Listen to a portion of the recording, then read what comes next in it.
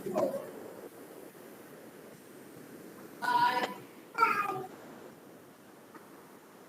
terlihat belum?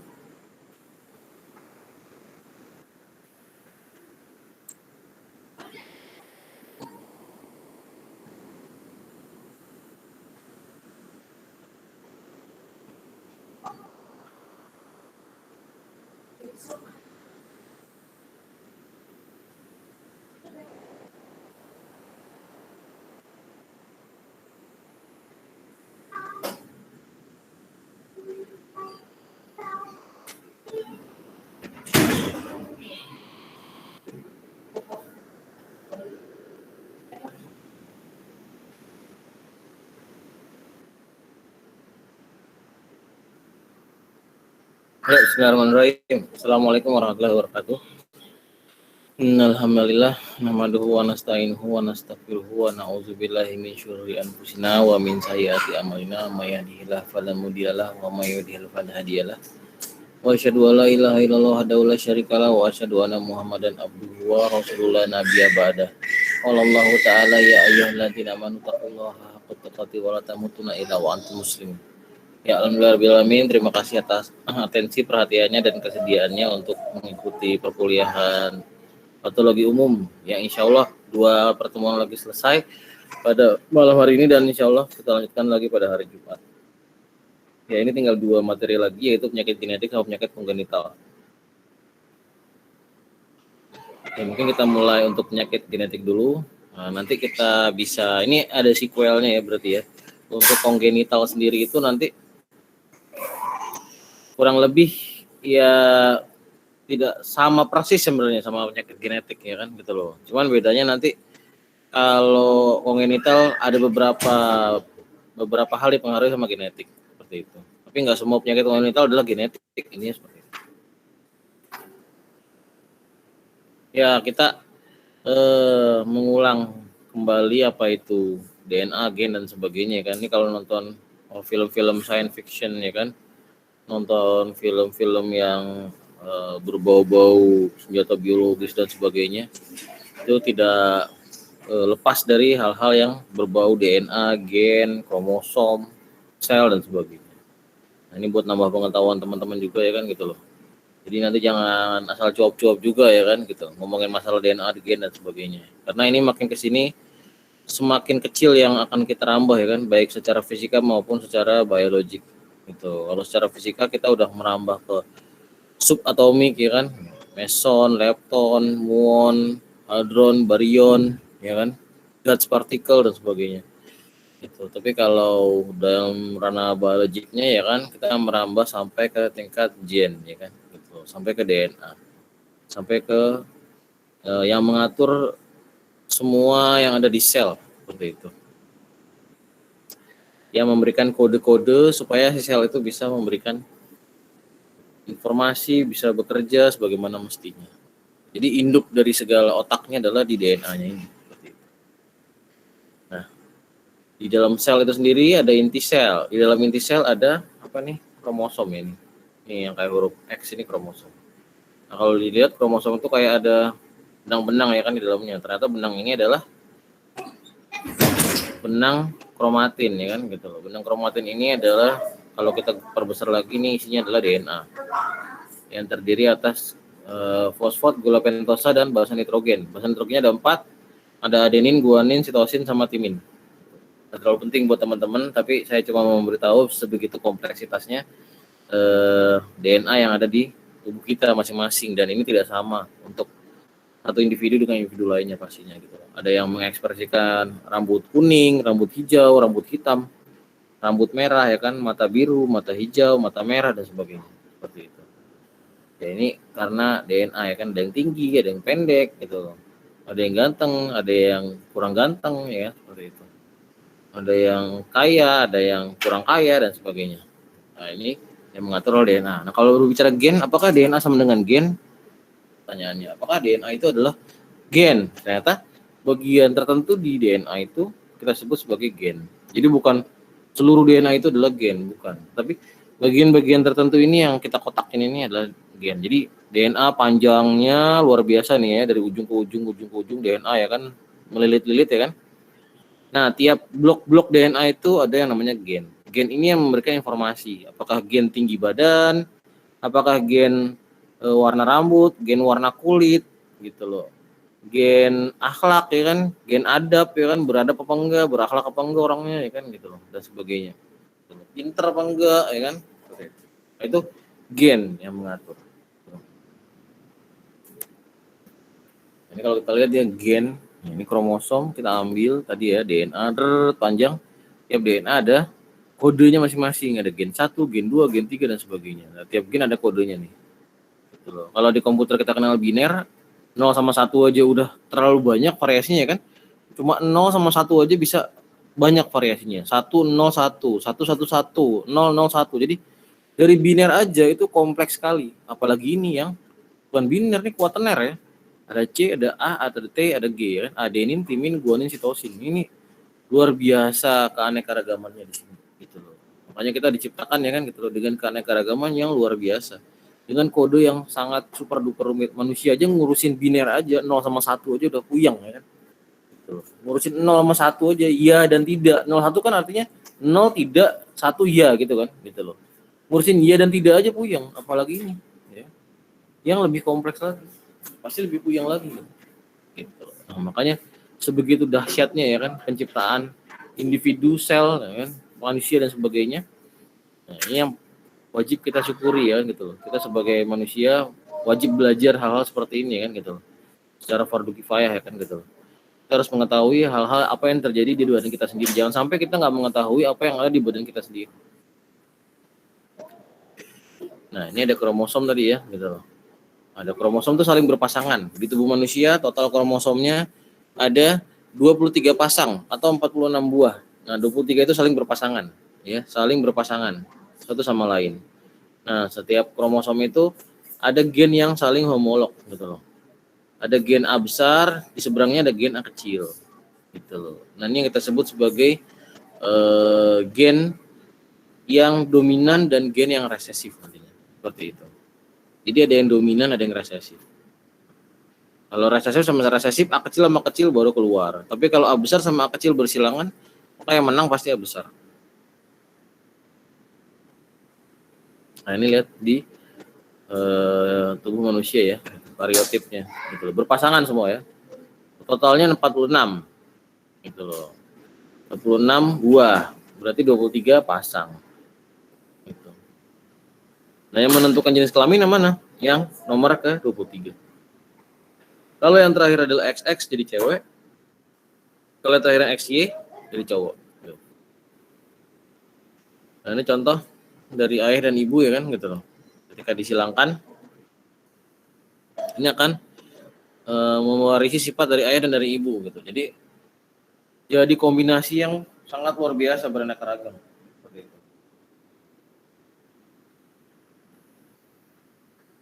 Nah, ini dalam fase pembelahan sel pun juga ada persilangan di sini ya kan. Gitu loh. Pertama pembelahan yang sifatnya meiosis ya. Ini BAG persilangan. Nah, jadi hasilnya seperti ini gitu. Kemudian diwariskan ke anak-anak selnya gitu. Jadi variasinya itu sangat luar biasa banyak gitu. Makin banyak makhluk hidup berkembang biak, makin banyak itu variasinya gitu. Karena saling banyak persilangan. Proses pindah silang yang tadi sudah saya jelaskan. Ini contoh di bunga nggak penting ya. Contoh di ayam. Jadi nggak cuma manusia ya. Bahkan ayam aja variasinya banyak gitu ya. Gitu loh. Nggak cuman ayam aduan sama bukan ayam aduan ya kan gitu. Kita kan taunya gitu zaman bocah kan. Ini ayam aduan, ini bukan ayam aduan, udah gitu doang kan. Padahal variasinya banyak ya kan, gitu loh. Ada walnut, roast, biji bilah dan sebagainya. Gitu. Jadi jangan cuma tahu ayam aduan sama ayam bukan aduan doang. Atau ayam kampung sama ayam kota, gitu doang ya. Ayam ada 2 jenis, ayam kampung sama ayam kota. Yalah ilmunya cetek banget. Nah, ini penentuan jenis kelamin ya, gitu loh. XX, XY ya kan. Kalau cowok menikah sama cewek, jadi 50-50 kemungkinannya. 50-50. Jadi nggak ada tuh istilahnya, wah probabilitas perempuan lebih banyak dibanding laki-laki yang lahir. Enggak, ya kan gitu loh. Probabilitas laki-laki lebih sedikit. Semuanya 50-50. Ya kan? XY sama XX. Jadinya kalau dipecah jadi X, Y, X, X. Kalau disilangin X ketemu X jadi XX, X ketemu X jadi XX, X ketemu Y jadi XY, X ketemu Y jadi XY. Jadi kan sama, 50-50 kan? Gitu. Kecuali misalkan cowok nikah sama cowok ya kan. Nah, beda lagi. XY disilangkan dengan XY gitu. Baru beda XY, XY. Jadinya XX, XY, XY, YY gitu ya kan. Jadi lebih banyak yang laki-lakinya ya kan, seperti itu dibandingkan dengan yang perempuannya. Kalau laki-laki menikah sama laki-laki. Ini contoh penentuan golongan darah. Gitu loh. Jangan belajar ini kita bisa tahu nanti gitu ya kan. Anak kita adalah anak kandung kita atau bukan gitu. Ngeri-ngeri sedap sebenarnya ya kan. Gitu. Hati-hati nanti nih yang nanya-nanya curhat-curhat ya kan. Gitu. Saya A, istri saya A. Kok anak saya B? Nah, anak siapa tuh ya kan? Ada dua kemungkinan ya kan. Gitu. Salah satunya selingkuh ya kan gitu. Bukan salah satunya selingkuh ya kan. Istrinya yang selingkuh dong ya kan gitu. Masa cowoknya selingkuh nggak mungkin ya. Istrinya yang selingkuh atau kasus sinetron bayi tertukar di rumah sakit. Ada dua kemungkinan. Nah ini ya, jadi kalau bapaknya A, ibunya A, masa tiba-tiba anaknya B? Nggak mungkin ya kan, kayak gitu. Nah ini kita pelajari nih nanti di sini nih. Gitu. Gimana caranya memilah dan memilih ini. Gitu. Jadi kalau A, kemungkinannya itu adalah IA sama IO. Kalau B, IB. Kalau AB, IB. Kalau IO. Nanti kita silangkan kayak tadi nih, kayak gini. Gitu. Kan ini golongan darahnya AB, ini golongan darahnya O. Berarti AB kan IA, IB. Ini IO. Jadi nanti A ketemu O, A. A ketemu O, A. B ketemu O, B ketemu O, B. Gitu loh. Jadi anaknya kalau bapaknya AB, ibunya O, anaknya A atau B. Nggak mungkin anaknya AB. Kalau anaknya AB, anak siapa itu ya kan? Gitu. Patut dicurigai. Apalagi anaknya O ya kan? Patut dicurigai. Gitu. Jadi jangan mentang-mentang oh bapaknya AB, ibunya O. Oh anaknya O ya aman lah gitu. Kan keturunan dari ibunya O. Wah, ini bapaknya tidak cerdas ini, tidak mengetahui kalau istrinya selingkuh ternyata.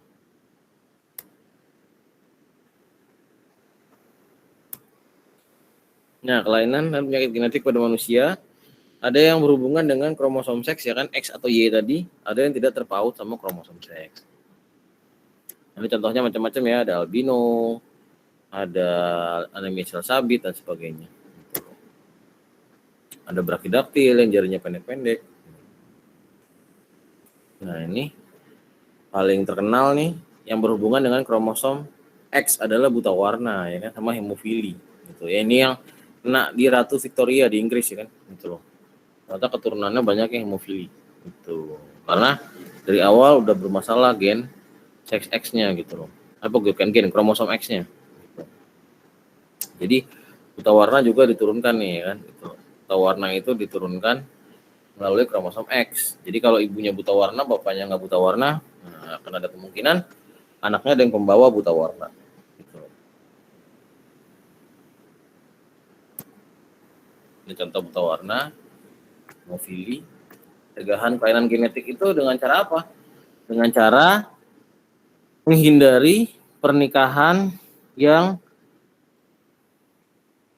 memiliki kekerabatan yang terlalu dekat gitu loh. Kayak tadi ya kan, misalkan Ratu Victoria dia punya karir hemofili, ternyata dengan pangeran yang tidak terlalu jauh, misalkan dari bibinya, misalkan menikah dari sepupunya sendiri.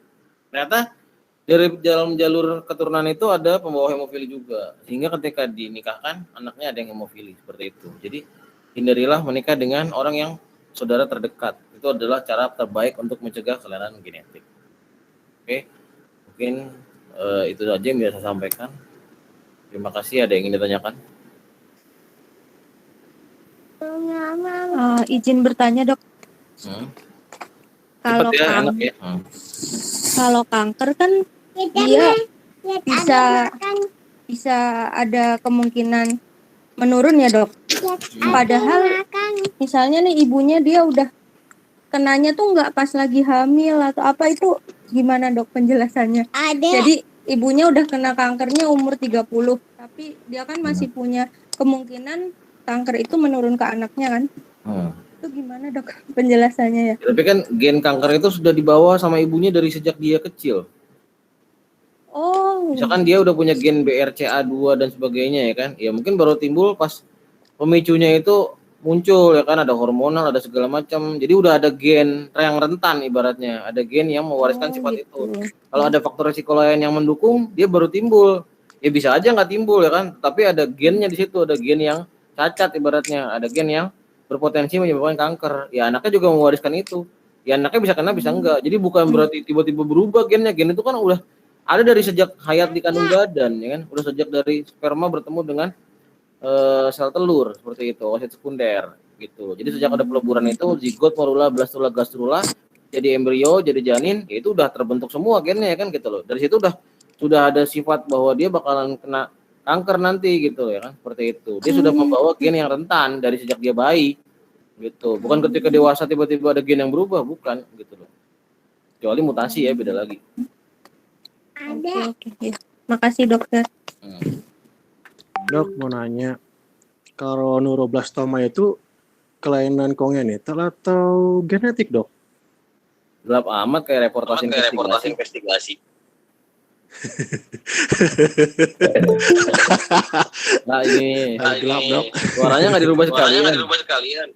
Enggak, dok. Samarkan gitu, Bang Kodet namanya. Sebut saja dia bunga dok. Biasanya gitu kan gitu. Ya biasanya sih saya menggunakan borak buat makan saya. Kayak gini, dok ya. Nggak bercanda gue. Gimana tadi? Neuroblastoma, dok, itu tuh penyakit kelainan genetik atau kongenital bawaan? Neuroblastoma kan kanker, namanya blastoma kan kemarin sudah kita bahas tuh bahwa entah retinoblastoma, neuroblastoma, nefroblastoma, semua yang berhubungan dengan blastoma itu pasti biasanya diawali dari sel benih. Sel benih itu adalah sel-sel yang muda, sel progenitor. Biasanya terjangkit pada anak-anak kayak retinoblastom, nefroblastom gitu. Ya, ini baru 3 Walaupun bulan, neuroblastoma ada juga sih orang dewasa muda gitu. Di anak juga ada. Tapi yang jelas kalau baru 3 bulan, dok, dia gimana, karena kenapa? Kalau baru 3 bulan itu gimana, dok? Ya sama aja. 3 bulanan sama aja. Itu bayi kan bocah maksudnya. Iya, baik. Iya, namanya blastoma tuh rata-rata tuh memang pada bocah. Karena sel blast itu sebenarnya sel muda. Gitu. Neuro coba. Harusnya sel saraf itu tidak bisa jadi kanker, tidak bisa jadi tumor. Gitu. Karena sel saraf ketika sudah dewasa dia tidak pernah bisa membelah lagi. Ya kan? Kalau dia nggak bisa membelah, dia nggak bisa jadi tumor. Makanya nggak ada tumor dari saraf tuh nggak ada. Kalau dari penunjang saraf iya ada. Contoh apa? Glioman, troksitoma, olikurindiktoma, appendinoma, itu kan sel pendukung ini sel saraf, bukan neuronnya, sel sarafnya, gitu loh. Kalau sel sarafnya enggak, karena udah berhenti membelah dia. Tapi kalau sel saraf muda, itu kita belas kan? Iya. Itu bisa dia. Kayak retina, misalkan dewasa nggak bisa, makanya nggak ada retinoblastoma pada orang dewasa. Kalau ada benar-benar sangat langka itu, diteliti.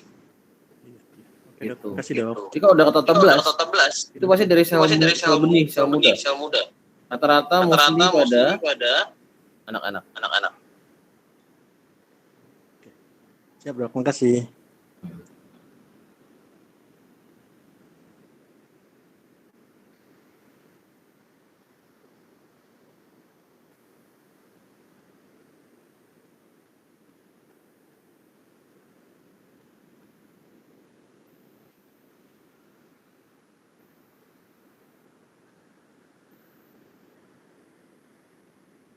Oh iya.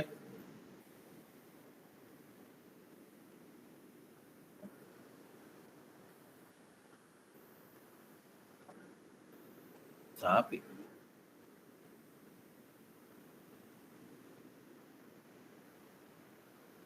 Jangan-jangan dia merupakan produk persilangan antara sapi dan manusia gitu.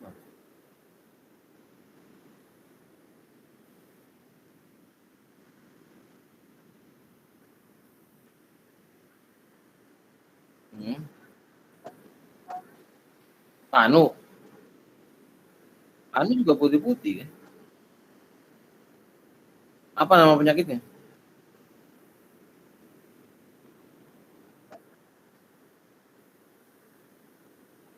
Apa nama penyakitnya? Share screen sih, share screen.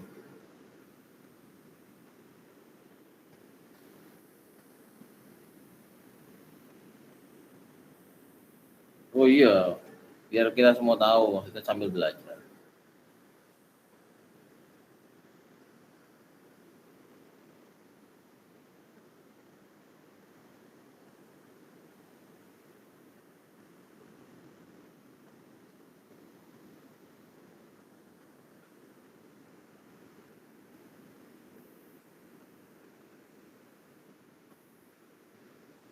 Vertigo ya.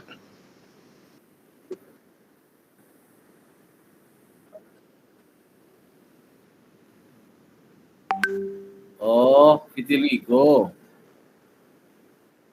Vitiligo, genetik juga itu. Ada gennya sebenarnya, tapi bisa dipicu juga sama misalnya paparan UV gitu-gitu. Jadi kalau orang biasa kena sinar matahari misalkan nggak apa-apa gitu. Tapi kalau orang yang udah punya bakat vitiligo, ada gennya vitiligo, dia akan terpicu jadi begitu. Tapi nggak semua orang kayak gitu. Tuh.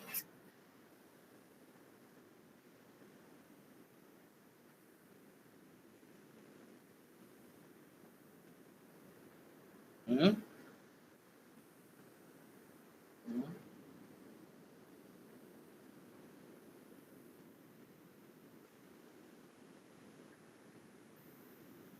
Di badan-badan lain ada nggak? Coba. Ya iyalah, kalau nggak suruh telanjang deh berarti ya. Kalau tadi bilang ada dok gitu misalkan, ada di paha ya kan, ada di perut. Wah parah lo. Tahuan dong, ya kan? Gitu. Biasanya memang di wajah, di tangan gitu yang terpapar sama UV biasanya.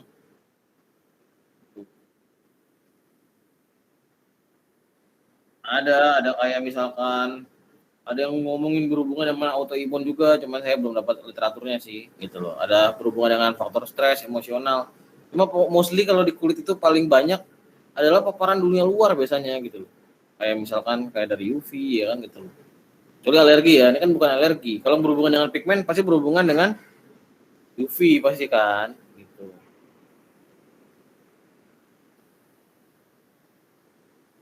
Bisa banget. Kan dia ada unsur genetiknya. Hmm. Dok, izin bertanya dok. Hmm. Mohon dijelaskan hubungan antara gen yang pembawa jadi penyakit kanker dok. Jadi kan saya baca untuk sel itu kan ada jam waktunya dia untuk mati Gimana? dok ya. Gak kedengeran? Jadi gini, untuk di sel itu kan ada jam waktu ada umur sel ya dok. Jadi ada saatnya dia si sel itu akan mati.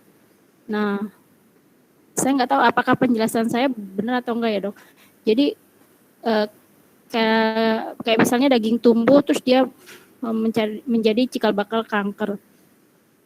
Jadi gen penyusun yang harusnya si sel itu mati, yang gen P53 dok, itu rusak atau tidak berfungsi sehingga dia akan yang tadinya selnya harusnya mati dia tidak mati, terus kan sel makin lama makin banyak dok, dia akan tumbuh sel-sel baru dan dia akan menjadi kayak tumor gitu dok. Nah tapi untuk hubungannya sampai ke cancer itu di mananya ya dok? Antara mutasi gen P53 itu kayak mutasi gen KRAS dok, kayak gitu dok. Poin pertama adalah nggak semua kanker diturunkan. Nggak semua kanker berhubungan sama genetik. Dulu tuh, maksudnya nggak semua kanker berhubungan sama gen, gitu loh. Ya meskipun manusia punya proto-onkogen yang nanti ketika dia bermutasi berubah menjadi onkogen, tapi nggak semuanya itu punya pewarisan sifat yang diturunkan gitu loh. Ada beberapa yang berhubungan dengan pewarisan sifat tertentu. Contoh kayak misalkan pada CRT, HNPCC, FHP ya kan gitu loh. Kalau pada apa namanya? Payudara ada BRCA2 dan sebagainya ya kan gitu loh. Tapi nggak semuanya kayak kanker serviks kan enggak gitu loh. Mau dia gennya sehat, gennya nggak sehat, ya brengsek aja ya kan gitu loh. Pasti bisa kena kanker serviks. Jadi nggak ada hubungannya ibunya kanker serviks, anaknya juga kanker serviks. Ya kalau keturunan tidak beradab ya sama mungkin kanker serviks juga gitu loh ya kan. Karena para perilaku bukan karena genetik. Jadi kalau ibunya bertanya saya kanker serviks, anak saya kanker serviks enggak? Ya enggak gitu loh. Tidak diturunkan jawabannya gitu. Nah, tapi ada orang yang memiliki kerentanan terhadap gen-gen tertentu gitu loh. Jadi gennya mudah rapuh, mudah mutasi gitu loh. Susah untuk memperbaiki diri ya kan, semakin kita sehat, semakin kita kuat ya kan, semakin kita imunitasnya baik, intinya kan susah kena kanker sebenarnya. Gitu. Karena ketika DNA kita rusak mau bermutasi diperbaiki lagi sama DNA kita sendiri. Single strand rusak diperbaiki lagi, double strand rusak diperbaiki lagi, seperti itu. Jadi setiap hari kita kena paparan timbal, UVC dan UVB dan UVA dan paparan X-ray, radiasi ya kan. Lihat ini kita belum lihat apa namanya PLD kita ya kan, ya walaupun kecil yang namanya efek stokastik ya random pasti ya kan gitu loh. Artinya ya bisa aja itu terjadi kanker di badan kita, cuman karena badan kita imunnya baik, begitu ada sel yang berubah bermutasi ya kan, berevolusi mau berubah menjadi sel kanker, udah dihancurkan sama badan kita, entah mekanisme apoptosis atau ada mekanisme lain imun tubuh kita yang menyerang si sel yang sudah bermasalah tersebut. Kalau sel bermasalah kan dia dianggapnya bukan diri kita lagi ya kan gitu loh, bukan aku istilahnya, aku dan bukan aku gitu, me or not me ya kan, seperti itu. Nah itu udah bukan aku lagi, jadi dianggapnya sebagai benda asing, corpus alienum ya kan, sehingga dikerokin sama imun tubuh kita sendiri. Jadi susah sekali kalau dibilang kita kena kanker, sebenarnya susah. Kalau nggak semua orang udah kena kanker ya, coba aja lihat makannya udah kagak jelas ya kan, coba lihat dalam semangkok bakso ya kan, mungkin ada borak, ada formalin ya kan, terus kemudian belum lagi di sausnya ya kan, belum lagi pestisida yang ada di sawi-sawinya, itu kan udah banyak terhadap karsinogenik. Cuman ya kalau gitu semua bakso lovers akan kena kanker semua ya kan, seperti itu. Tapi kan enggak, karena ada mekanisme cerdas dari badan kita sendiri gitu loh. Jadinya seperti itu. Jadi tidak sepenuhnya itu diturunkan secara genetik, hanya kanker-kanker tertentu saja yang diturunkan secara genetik. Kalaupun ada mutasi di badan kita ya dia bisa diselesaikan oleh badan kita sendiri gitu loh. Kalau paparan terus menerus ya kan, terus menerus ya kan, ada efek stokastik namanya kan gitu loh.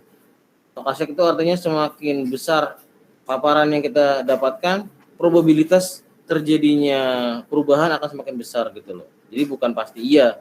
Artinya orang yang kena sekali X-ray ronsen torak belum tentu memiliki apa namanya tidak memiliki peluang yang sama dengan orang yang 100 kali kena ronsen torak ya kan gitu loh. Misalkan kita di ronsen torak 100 kali dalam setahun, ada orang yang di ronsen torak cuma sekali dalam setahun gitu loh. Apakah kita bakalan kena kanker? Dia enggak gitu loh. Ya, secara probabilitas logikanya kita dong lebih besar ya kan. Tapi kalau dia lagi nggak beruntung gitu loh, kan 1 dari sejuta misalkan yang di ronsen torak bakal timbul cancer misalkan, seperti itu. Nah dia adalah yang 1 misalkan dari 1.000.000 orang, ya kan kena juga. Walaupun probabilitasnya kita sebenarnya yang 1000 kali gitu loh. Tapi ternyata dia memiliki kerentanan secara genetik gitu loh.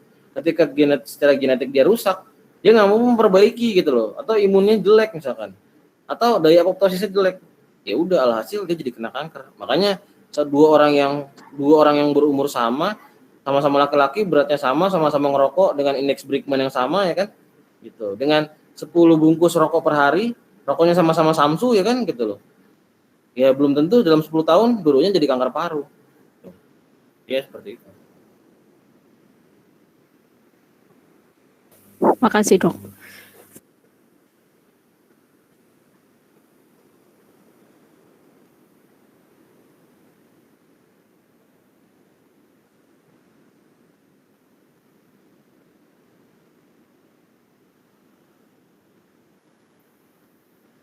Dok, izin bertanya dok.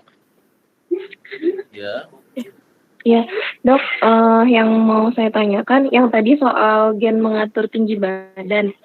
katakanlah ibunya kurang tinggi, apakah anaknya akan tetap pendek juga kalau misal diberi gizi yang baik? Terus pernah dengar juga katanya kalau berenang kan bisa menambah tinggi badan gitu ya, Dok? Kalau misalkan memang kayak gitu, berarti bisa jadi anak tersebut bukannya stunting ya, Dok, tapi karena gen dari ibunya. Makasih, Dok. Saya tanya, main basket tambah tinggi badan nggak? Kurang tahu, Dok, kalau yang itu. Ya katanya tadi berenang tambah tinggi badan. Ya, kalau yang itu pernah baca di majalah gitu deh kalau nggak salah. Majalah mana? Majalah Bobo lagi. Saya tanya, kan sama berenang sama main basket. Main basket lompat-lompat ya kan? Nambah tinggi badan nggak? Saya tanya. Iya. Iya, pemain basket tinggi-tinggi kan? Bukan karena main basket yang nambah tinggi badan, emang pemain basket tinggi-tinggi. Karena dipilih orang yang tinggi-tinggi, seleksi alam. Bukan karena dia main basket jadi tinggi. Ya kalau pada dasarnya pendek ya pendek aja. Gitu. Perenang juga gitu. Lah, anak saya aja tahu, dia baca di mana? Di buku Doraemon Science. Bahwa tidak ada itu yang namanya main basket, berenang itu nambah tinggi badan. Kalau dia daus mini berenang, emang bisa jadi daus makro kan? Enggak kan? Ih, gimana coba penjelasannya? Ateng berenang, tiba-tiba jadi iskak, nggak mungkin kan? Itu maksudnya logikanya. Gitu. Jadi itu nggak ada sebenarnya. Apalagi yang lebih konyol lagi, abis disunat jadi tambah tinggi. Itu dari mana coba ya kan? Pernah nggak sih gitu? Disunat aja anaknya, nanti tinggi deh abis itu. Woi, Yao Ming itu nggak disunat, tapi tingginya 2 meter. Apalagi dia disunat, jangan-jangan tingginya kayak Brontosaurus lagi ya. Gitu loh. Ya, jadi kita harus memilih antara mitos dan bukan mitos. Jadi tinggi badan itu ditentukan sama satu potensi genetik dari ayah sama ibunya. Itu udah pasti, itu udah penelitiannya udah sahih itu ya kan. Potensi genetik dari ayah dan ibunya. Ya kalau ibunya pendek, carilah ayah yang tinggi ya kan untuk memperbaiki turunan, memperbaiki ketinggian ya kan, seperti itu. Ya kalau bisa aja Gigantisme kreatinisme ya, Dok ya. Nggak ada istilahnya itu memperbaiki keturunan ya kan. Memperbaiki ketinggian, memperbaiki keturunan ya kan gitu. Ya. Jadi potensi genetik. Terus yang kedua adalah dari lingkungan. Lingkungan itu dari mana ya kan? Kan ingat fenotip ya kan. Zaman SMA pernah belajar kan di bab 1 SMA kelas 1 tentang keanekaragaman hayati. Di situ dijelaskan bahwa fenotip sama dengan genotip tambah lingkungan. Genotip tambah lingkungan. Genotip adalah yang kita bawa ya kan, potensi genetik plus lingkungan. Bapaknya tinggi banget ya kan 2 meter, ibunya lebih tinggi lagi 3 meter ya kan. Menikah, anaknya nggak pernah dikasih makan, stunting, failure to thrive dan sebagainya, ya bisa aja seperti itu. Karena lingkungannya tidak mendukung, tidak dikasih makan dengan baik, ya kan, tidak dikasih kalsium dengan baik, suplemennya memble, ya kan, seperti itu. Mau dia latihan main basket sambil berenang sekalipun nggak bakalan tinggi, gitu loh. Atau berenang sambil main basket sekalipun juga nggak bakalan tinggi, seperti itu. Jadi berenang, main basket itu nggak ada pengaruhnya sama ketinggian, gitu loh. Bukan berarti semua orang yang berenang jadi tinggi, gitu. Nah kalau bapaknya daus mini, ya kan, ibunya juga mini, anaknya juga mini, terus disuruh berenang, tiba-tiba jadi Yao Ming kan nggak mungkin. Seperti itu. Jadi sebenarnya nggak ada kaitannya antara olahraga dan ketinggian berenang. Apalagi kalau berenangnya, misalkan, tahu cuma diving ya kan gitu loh, cuma ciprat-ciprat doang ya kan. Kalau gitu orang yang lompat galah semua jadi ini dong, tinggi semua. Jadi tetap sekali lagi adalah bahwa potensi tinggi itu ditentukan ketinggian orang itu ditentukan 2 hal. Satu potensi genetik ya kan, yang kedua adalah lingkungan. Permisi Dok, ingin menanyakan, ini sering terjadi fenomena penambahan tinggi secara paksa pada saat ada masuk polisi misalnya gitu Dok. Banyak yang ke fisioterapi itu nanti kayak ditarik lehernya, saya pernah lihat Dok. Nah itu faktornya apa? Ada faktor resiko nggak ya kalau yang seperti itu? Apakah ada perubahan ada apa mempengaruhi gen juga? Mohon penjelasannya, Dok. Mempengaruhi gen enggak, mempengaruhi kecacatan iya, gitu. Berarti tidak baik gitu, Dok ya? Ya iyalah, zaman dulu aja lamak udah disalahin ya kan. Jerapah leher pendek sama jerapah leher tinggi. Masih ingat nggak pelajaran kelas 3 SMA? Ya kan, bab tentang teori evolusi. Itu kan di situ dibilang teorinya lamak ya kan. Jerapah leher pendek. Karena pohonnya tinggi, maka dia berusaha meraih-raih. Akhirnya leher jadi panjang. Nah, itu aja udah dibantah ya kan. Seperti itu. Akhirnya digantilah sama teori Darwin, ada jerapah leher pendek sama jerapah leher panjang. Yang bisa survive yang leher panjang, yang leher pendek yang bisa survive. Akhirnya mati semua jerapah leher pendek. Yang sisanya leher panjang. Gitu. Nah, itu juga kalau ditarik-tarik itu berarti mohon kodrat namanya. Itu berusaha menyamakan dengan teori lamak kan dia aneh jadinya kan. Gitu loh. Ditarik-tarik itu jadi substruksasin jadi lama-lama jadi jarak antara vertebranya jadi semakin meregang ya kan. Kalau jadi meregang kan jadi berbahaya seperti itu. Seolah-olah tinggi doang kan. Mendingan pakai sepatu hak tinggi aja kalau masuk polisian. Mohon maaf, Dok, tapi kan di situ ada dokter radioterapi juga yang menyarankan atau gimana gitu, Dok. Mas, dokter radioterapi. Maaf, dokter fisioterapi. Gue dong. Maaf, Dok. Jadi ada fisioterapisnya sama dokter fisioterapinya gitu, Dok. Makanya saya juga bingung kalau saya sendiri digituin ya nggak mau gitu. Ya iyalah, ya logika aja.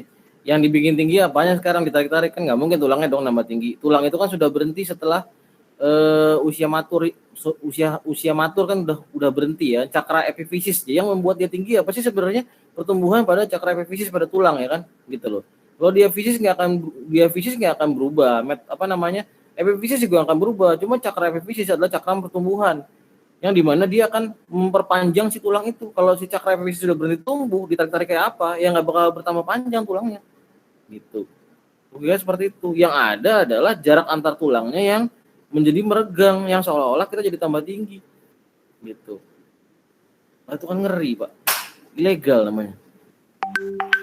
Baik, Dok, terima kasih. Nanti kalau ada yang mau panjang narik leher, saya tolak dia, Dok. Jangan mau. Leher. Nanti kamu keceklek. Sekarang gini dah, kalau memang ada kajian ilmiahnya, dan itu secara global, secara dunia medis itu diterima, ya silakan aja kalau bener ada kajian ilmiahnya ya. Saya sih belum pernah dengar kajian ilmiah yang benar-benar mengiyakan hal seperti itu diperbolehkan seperti itu loh. Kalau seperti itu diperbolehkan, dose mini udah jadi tinggi dong ya kan, gitu loh. Ditarik-tarik aja sama dokter fisioterapi.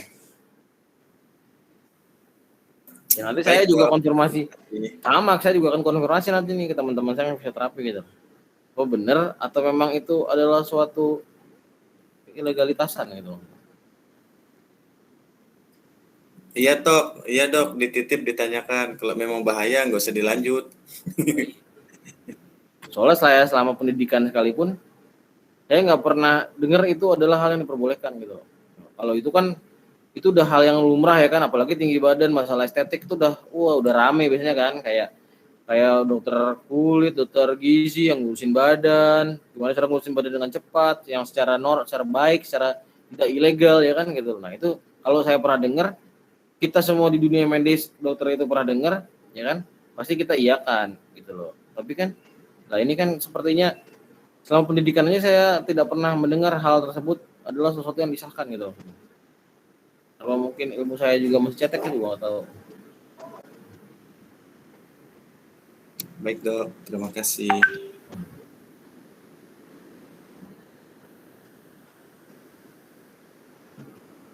Dok, masih terkait tulang-tulangan. Hah? Ini Dok, masa terkait pertulangan, Dok.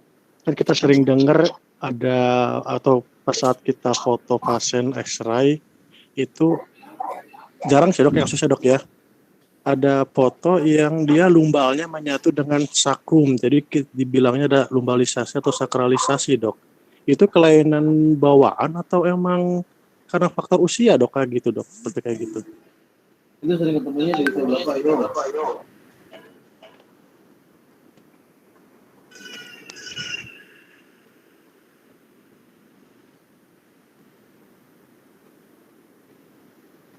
Sering ketemunya di usia berapa itu? Dok, dari lumba 5 dengan sakrum 1 dok, penyatuannya dok. Itu karena jadi ada pasien waktu udah lama sih dok ya, dia X-ray lumba sakral dok. Jadi lumba 5 dan sakrum 1-nya itu menyatu dok. Itu kelainan genetiknya atau emang karena faktor usia dok? Usianya sih kisaran 40 tahun dok. Saya mau tanya dulu nih. Itu sering ketemunya di usia berapa? Baru ketemu kemarin dok, usia 40 tahun dok, pasiennya dok, baru nemu 1 dok. Itu lumba 5-nya sama sakrum 1-nya menyatu. Gitu. Kalau kayak gitu, Tapi bukan bukan dok. Sakralisasi dong berarti. Iya, dibilangnya seperti itu dok, sakralisasi dok. Itu genetik bawaan atau emang karena faktor usia dok kayak gitu?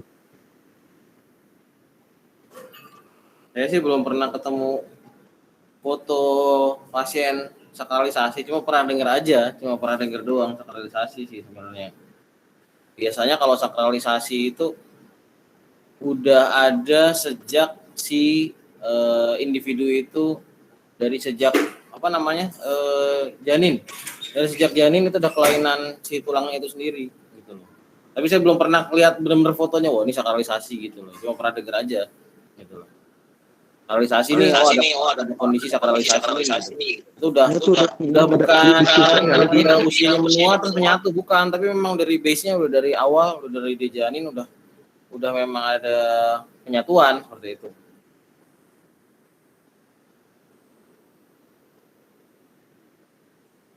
Dan aneh juga jarang gitu dok nemuinnya. Kira-kira karena faktor usia juga itu karena itu. Karena faktor usia. Gitu ya kan? Seolah-olah sendi tapi bukan sendi karena nyatu tulangnya gitu. Kalau karena klasifikasi sih sebenarnya secara patofisiologi ya mungkin aja gitu. Sangat mungkin gitu loh. Kalau klasifikasi kan logikanya adalah karena usia seperti itu. Nah, makanya perlu anamnesis dengan cermat tuh kira-kira dengan sakralisasi itu dia ada gejala apa? Gejalanya itu baru saat itu atau memang dari sudah sejak kecil dia memang udah ada gejala rasa tidak nyaman di pinggangnya kan? Pasti untuk pergerakan juga terganggu ya kan? Yang namanya sendi antar tulang itu kan, antar tulang ruas-ruas tulang belakang itu kan dia amfiartrosis. Amfiartrosis itu sebenarnya adalah sendi kaku. Sendi kaku itu adalah sendi yang lentur tetapi tidak lentur gitu loh. Bukan kayak sendi di paha kita, bukan kayak sendi di bonggol humerus kita yang bisa bergerak leluasa ya kan, gitu loh. Kalau itu kan namanya di artrosis ya kan gitu loh. Jadi ada sinartrosis, ada amfiartrosis, ada diartrosis.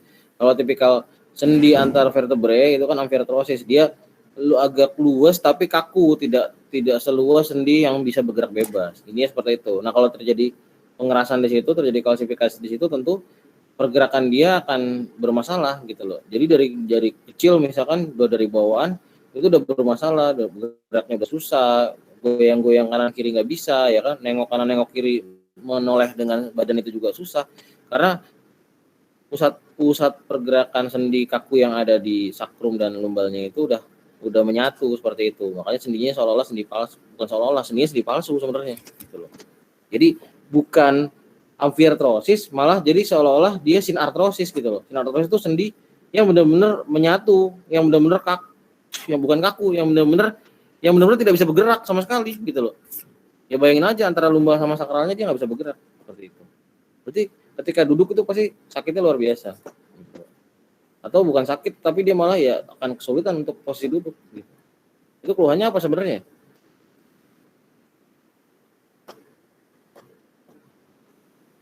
Keluhannya apa ya? Dari dok. Hah? Keluhannya pasiennya apa?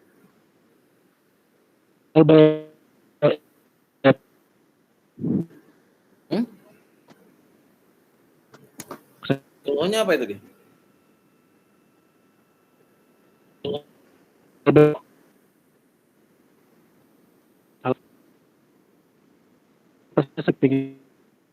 Baru nggak dulu gitu, dia baru gitu. Apa?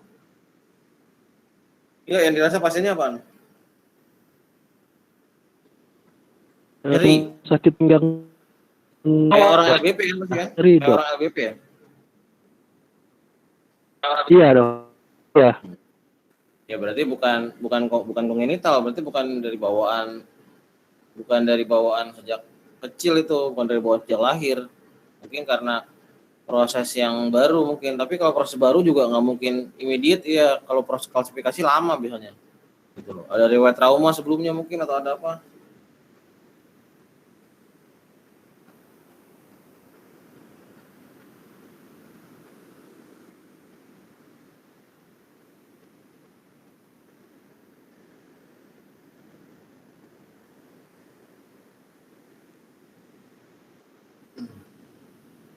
Kan biasanya awalnya peradangan antara lumbosakral joinnya, peradangan lama-lama terjadi kalsifikasi. Kalau spina bifida sama, Dok. Itu Nah, kongenital ya? Genital dong.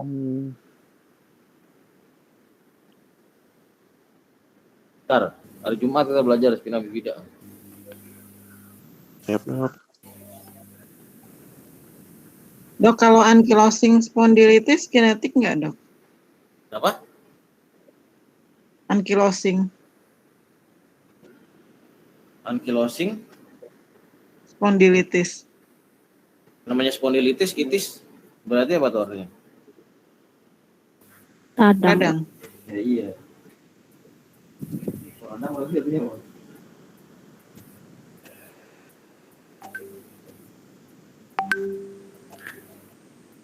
Dok, izin bertanya. Apakah semua kelainan genetik itu disebut penyakit, Dok? Gimana? Apakah semua kelainan genetik itu disebut penyakit? Karena itu Kelainan genetik disebut penyakit. ya, Maksudnya gimana? jadi saya lihat Maksudnya gimana katanya? Nah, tadi kan setelah saya lihat slide-nya dokter itu kan ada albino yang termasuk kelainan dan penyakit. Nah, albino apakah termasuk dari penyakit maksudnya, Dok? Karena dia akan sehat-sehat aja gitu, Dok. Tergantung mau dilihat dari sisi apa. Albino itu kan dia tidak punya pigmen. Kalau kena sinar matahari ya bahaya dong. Oh, jadi batasan Sekarang orang matanya hilang satu, penyakit bukan Nurul? Ya kondisi patologis kan, kondisi yang tidak normal intinya, gitu loh. Kondisi tidak normal.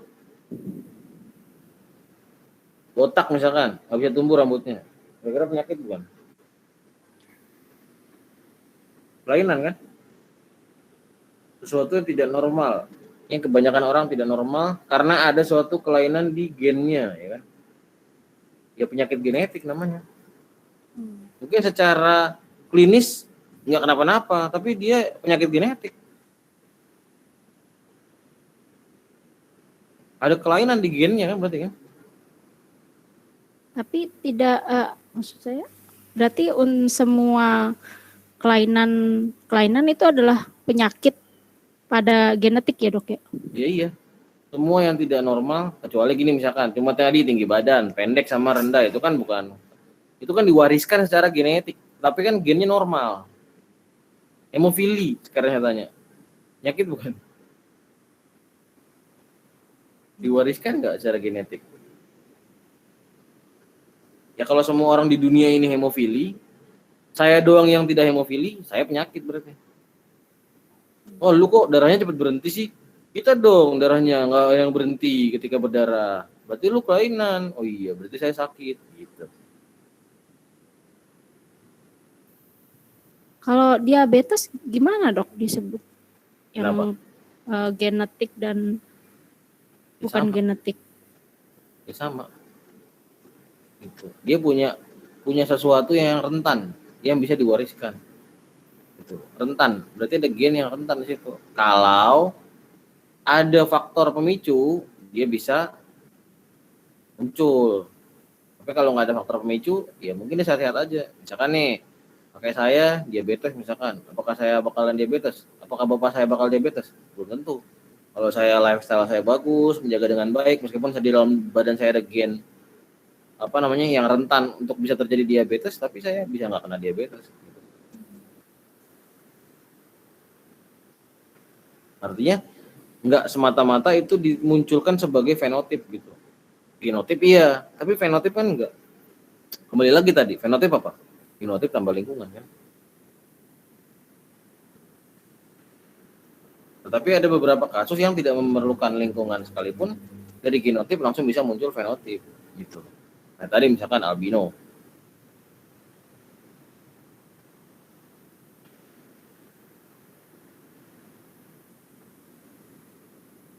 Oke dok, terima kasih dok. Mau tanya dok, dok, ini kan kebetulan saya bergolongan darah O, suami saya AB. Waduh, ini dipublish nih. Enggak, mau tanya dong, waktu saya habis nikah, saya terus dibilang katanya susah punya anak, katanya gitu, soalnya golongan darahnya O ketemu AB, yang Itu siapa ceweknya bilang ya? O ketemu. Sorry, itu siapa bilang? Siapa yang bilang? Ada perawat, dia tuh pernah ikut program kehamilan gitu, terus aku diem aja, ya Allah masa sih ketemu, terus ya udahlah gitu. Tapi alhamdulillah nyatanya saya tuh alhamdulillah ada dua perempuan. Apa? Terus untuk Gimana? perempuan anak saya dulu, Alhamdulillah ada apa tadi? ada anak perempuan sekarang, alhamdulillah. Maksudnya enggak seperti apa yang dia bilang Iya. gitu. Nah, Enggak saya bisa bingung punya juga, anak. saya baru dengar malah tuh. AB sama O Iya, ya. dia katanya Mungkin ada probabilitas, tapi kan tidak memblokade sama seperti ketika misalkan wanitanya histerektomi gitu ya kan, atau tidak punya tuba misalkan. Nah, itu beda ceritanya ya kan, gitu loh. Ini kan hanya peluang, hanya probabilitas. tapi emang kayak gitu emang dok. Ya saya nggak pernah Aku baca nggak percaya. Saya juga nggak pernah baca sih hal seperti itu gitu. Maksudnya nggak pernah tahu dan nggak pernah dipelajari di dalam dunia medis, saya nggak pernah belajar hal seperti itu. Tapi kalaupun itu gitu. ada, itu hanya probabilitas gitu. Kalaupun memang itu ada penelitiannya, itu hanya probabilitas. Kalau misalnya Kayak dok, gini, soalnya sekarang kalau kayak gini. misalnya- Tadi saya ajarin X sama XY, laki-laki sama perempuan menikah. Saya bilang 50% anaknya perempuan, 50% anaknya laki-laki. Ya iya benar, secara matematis seperti itu. Tapi ada anaknya laki-laki semua, ada anaknya perempuan semua, ada yang 10 anaknya. Itu kenapa tuh dok? Baru saya mau tanya. Kenapa? Dari gen atau bukan tuh dok? Maksudnya anak perempuan semua anaknya. Ada, itu hanya probabilitas. Itu hanya probabilitas. Artinya dia masih mungkin punya anak perempuan dengan proporsi 50%. Kecuali gini misalkan, dia sudah pasti anaknya perempuan 100%. Ya dia nggak akan pernah punya anak laki-laki. Tapi ini kan probabilitas. Gitu loh. Jadi nggak ada tuh istilahnya apa namanya, wah mana anaknya laki-laki semua, bohong tuh. Enggak, itu probabilitas. Sama kayak tadi dibilang, misalkan ada penelitian sekalipun, golongan darah A sama O, AB sama O menikah, itu susah misalkan punya anak dengan probabilitas 70% misalkan. Itu kan probabilitas. Tergantung kita mau yang 70 atau 30. Itu kan lagi-lagi hanya matematis. Buktinya di dunia ini lebih banyak perempuan dibanding laki-laki ya, seperti itu.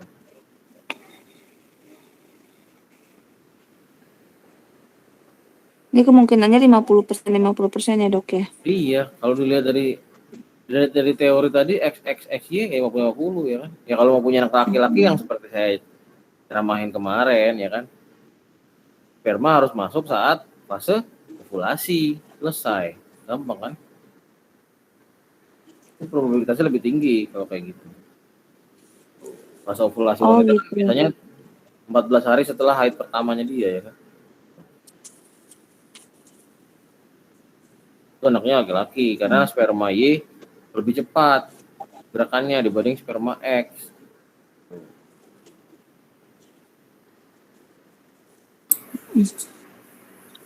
Ya dok, makasih ya dok. Dok, mau tanya dok. Jadi kalau misalnya golongan darahnya itu probabilitasnya itu dia punya golongan darah A sama B itu gimana ya dok? Maksudnya gimana? Ya kan misalnya O menikah dengan golongan darah AB. Nah probabilitasnya itu yang punya golongan darah B berapa itu? Oh ya gimana, udah, Dok? disebar aja disebar. O sama AB, berarti IO, IA, IB gitu ya kan? Paham nggak? Udah itu, Dok? Habis itu disilangin. A dikali O, A dikali O, B dikali O, B dikali O. Gitu.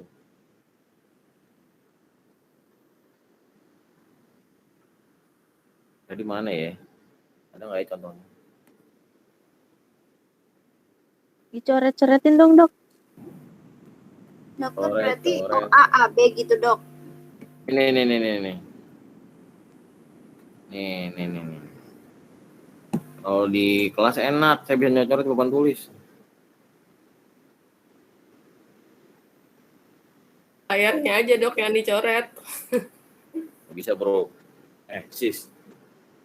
Nih lihat nih. Kelihatan nggak? Kelihatan, Dok. AB sama O, dia jadi apa? IA, IB, IO, ya kan? Nih lihat nih. Kelihatan nggak? Iya, Dok. Iya, Dok. Iya, jadi anaknya pertama IA dikali IO. IA IO apa? A kan? Nih. A itu bisa IA, bisa IA IO. Berarti kalau ini dikali ke bawah sini, anaknya A. Ini dikali ke sini, A juga, ya kan? Ini dikali ke sini, B. B. Ini kali ke sini, B. B. Jadi AB sama O itu kemungkinannya kalau nggak anaknya A, anaknya B. Nggak mungkin anaknya AB, nggak mungkin anaknya O. Kalau anaknya sampai AB atau anaknya sampai O, berarti anak haram itu. Kalau nggak bayi tertukar, ya anggap aja bayi tertukar. Ya enggak, kok nggak selingkuh. Mungkin bayinya tertukar di rumah sakit. Nah gitu kan. Gitu. Jadi jangan senang bahwa wah saya AB, istri saya O, anak saya AB, iya dong keturunan saya AB. Nah itu ilmunya cetek banget ya kan. Gitu. Justru malah curiga harusnya istrinya selingkuh itu.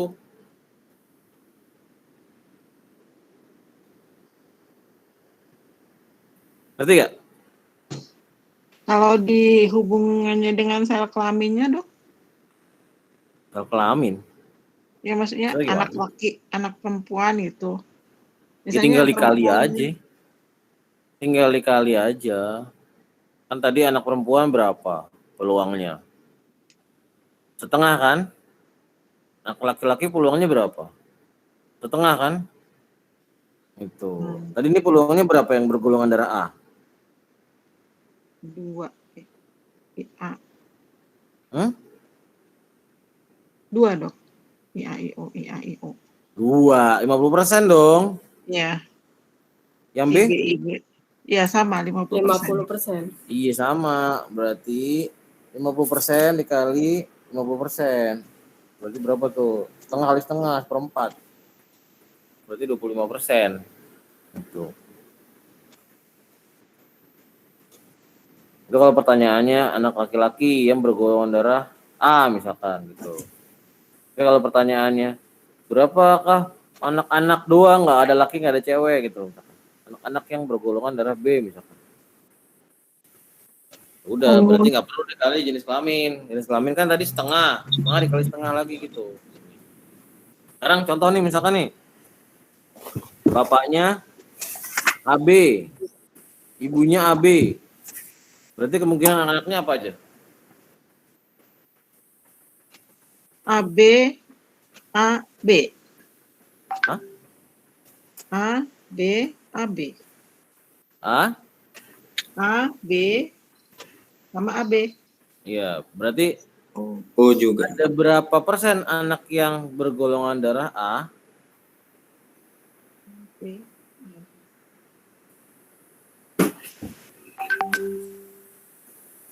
Ada berapa persen? 30.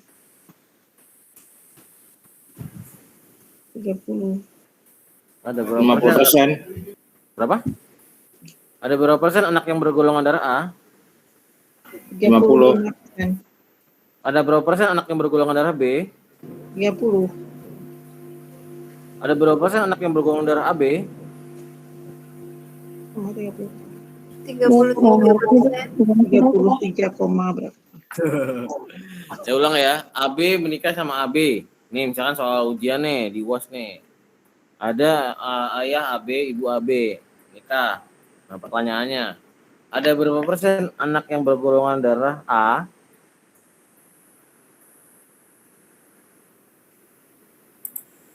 Sama. Ya, pintar. Ada berapa persen anak yang bergolongan darah B? 25% juga, Dok. Ada berapa persen anak yang bergolongan darah AB? 50%. Dok. Ya, pintar. Dah, sip, lulus ujian. 25%, Dok. Iya, pintar. Udah ngerti ya.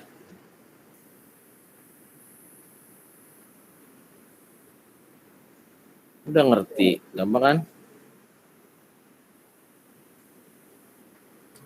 Ya tinggal disilangin aja. A ketemu A. A ketemu B. AB. B ketemu A. AB. B ketemu B. B. Berarti A-nya 25%, AB 50%, B-nya 25%. Gitu. Kalau ditanya berapa probabilitas anak laki-laki bergolongan darah A? Anak laki-laki 50%, berarti 1/2. Orang bergolongan darah A 25%, berarti 1/4. Berarti setengah kali 1/4. Berarti 1/8 atau 12,5%.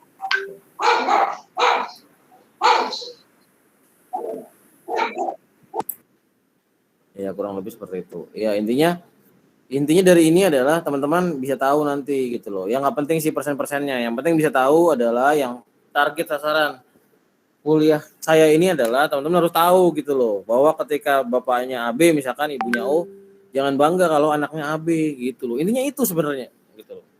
Sebenarnya teman-teman nggak perlu tahu berapa persennya juga nggak masalah gitu loh. Oh 50% tadi 20%. Sebenarnya nggak perlu tahu itu juga, itu nice to know aja.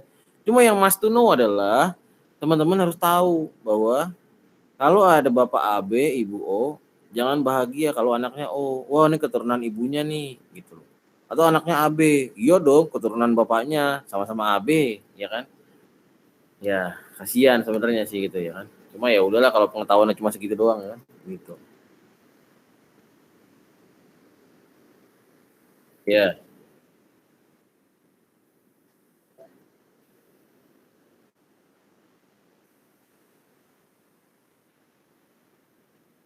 Golongan darah dengan jenis kelamin. Maksudnya gimana? Nggak ngerti saya. Gimana maksudnya?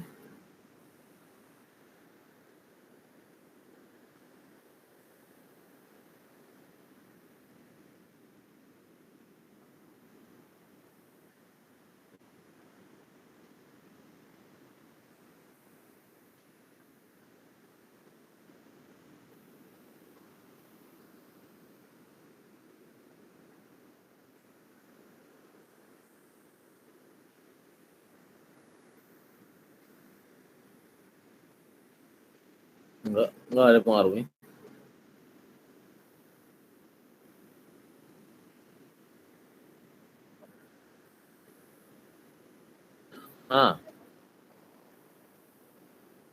Bisa. Kan tadi saya bilang, kalau mau punya anak cowok, 14 hari setelah hari pertama menstruasi, itu sperma harus masuk. Biar sperma Y ketemu sama gen X yang ada di sel telur. Kan gitu prinsipnya, supaya jadi XY. Nah, kalau misalkan mau jadi XX, mau jadi anak cewek, ya jangan terlalu dekat sama ovulasi. Biar sperma Y-nya koit semua dulu. Ngerti gak sih?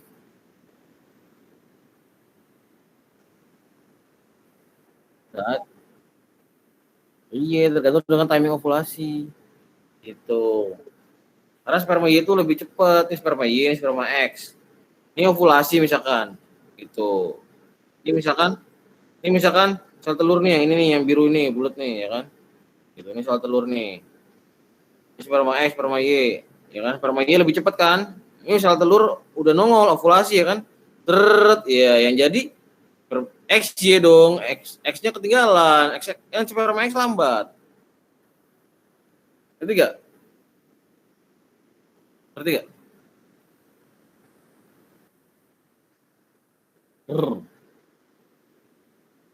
Ini sel telur. Oh iya, lupa gua.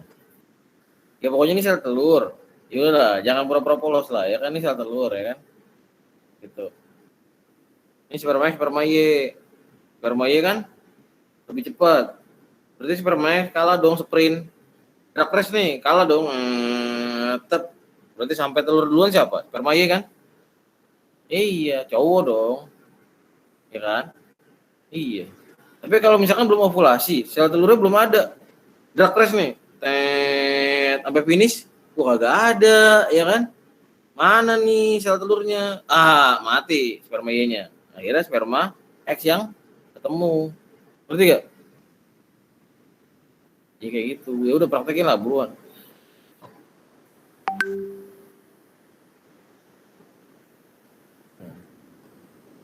Gitu.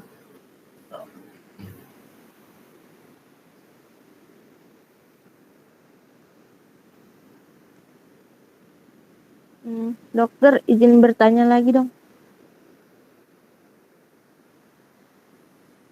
Kalau hipospadia yang kayak Aprilia manganang itu kelainan genetik apa gimana tuh, Dok? Apa tadi? Aprilia manganang atau apa? Hipospadia. Hipospadia. Tadi apa? Aprilia manganang atau apa?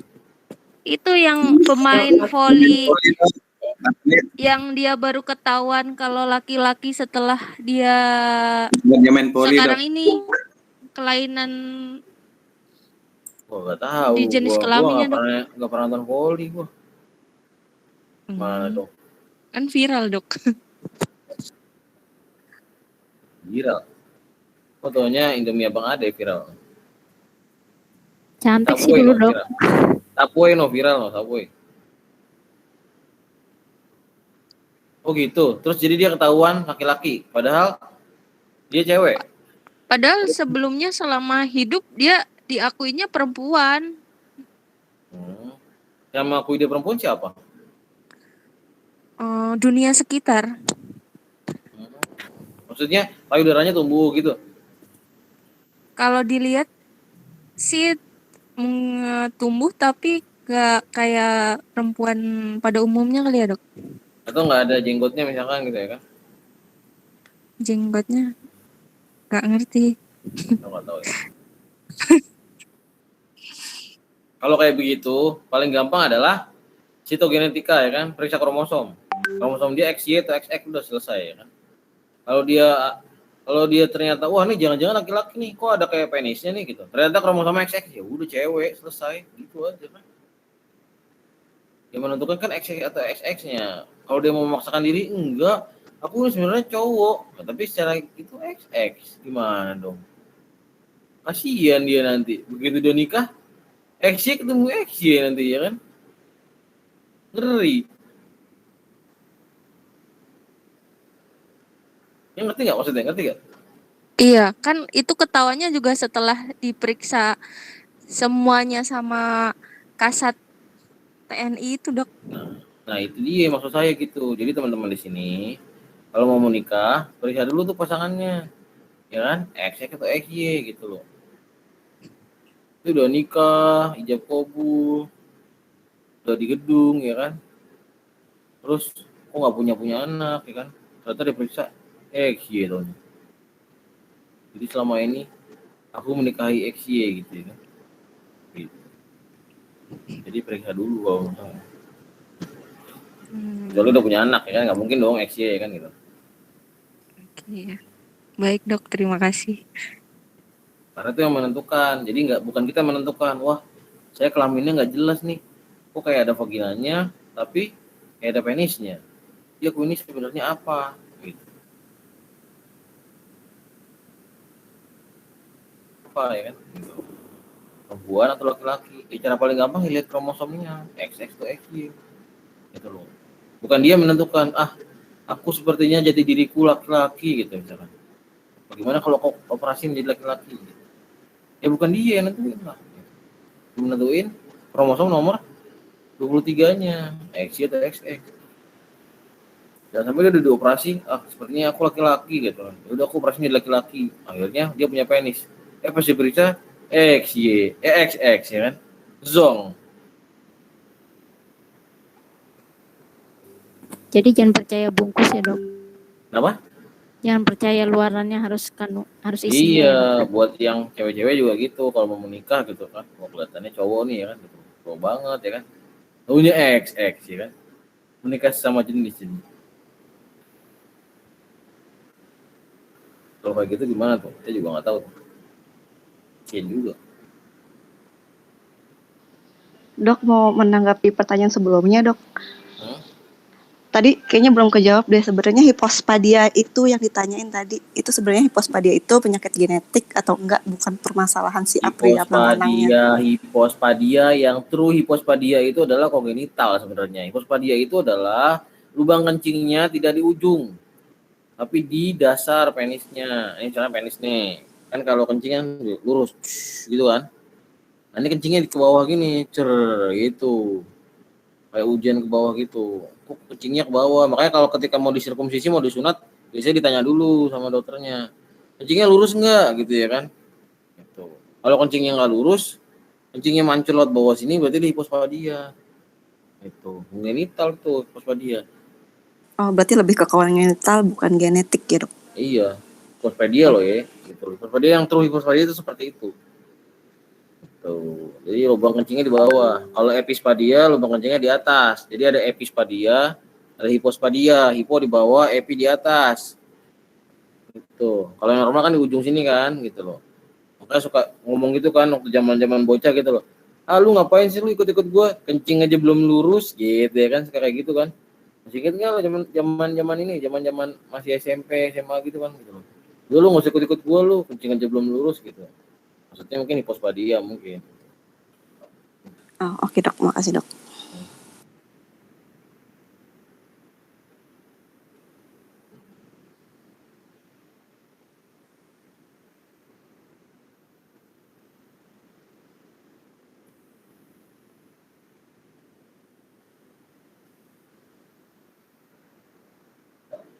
Cintanya, Dok.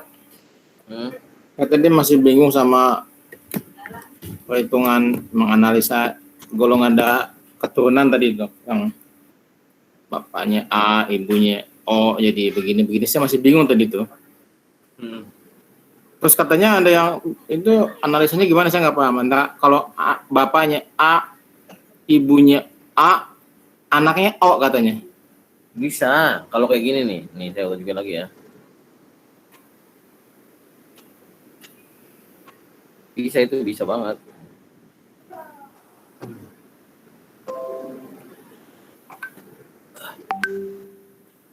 Nih, ibunya A, bapaknya A. Nih, ambil yang ini nih. Ya bisa yang ini, bisa yang ini kan. Nah, kalau yang ini, berarti bapaknya IA, IO, ibunya IA, IO misalkan. Berarti IA disilangkan dengan IA. Jadinya apa? A. IA disilangkan dengan O. Jadi A. IO disilangkan dengan A menjadi A. IO disilangkan dengan O menjadi O. Berarti kemungkinan anaknya 75% A, 25% O. Gitu. Jadi kalau bapaknya A, ibunya A, anaknya O mungkin nggak? Mungkin. Kalau dia heterozigot nih, IA sama IO. Kalau dia homozigot, IA ya nggak bisa. Nah kalau golongan darah IA A sama B emang nggak ketahuan. Apa yang ini, apa yang ini. Random. Gitu. Bisa ini, bisa ini. Jadi sama-sama mungkin. Gitu. Misalkan ibunya A, bapaknya B. Ternyata yang ini nih.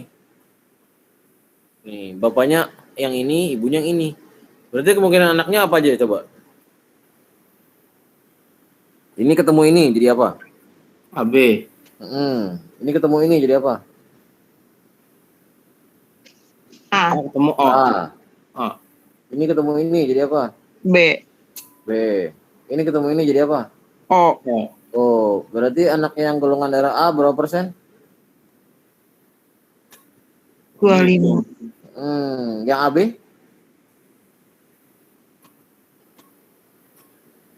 25.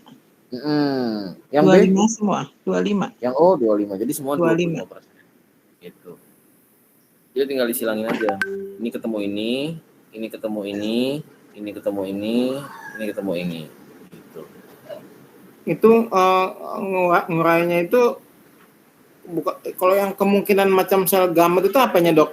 Iya, ini ketika dipecah jadi apa aja, bisa jadi A, bisa jadi O gitu. Makanya orang yang golongan darah A ketemu A, nikah sama A, ada kemungkinan anaknya bisa A, bisa O gitu.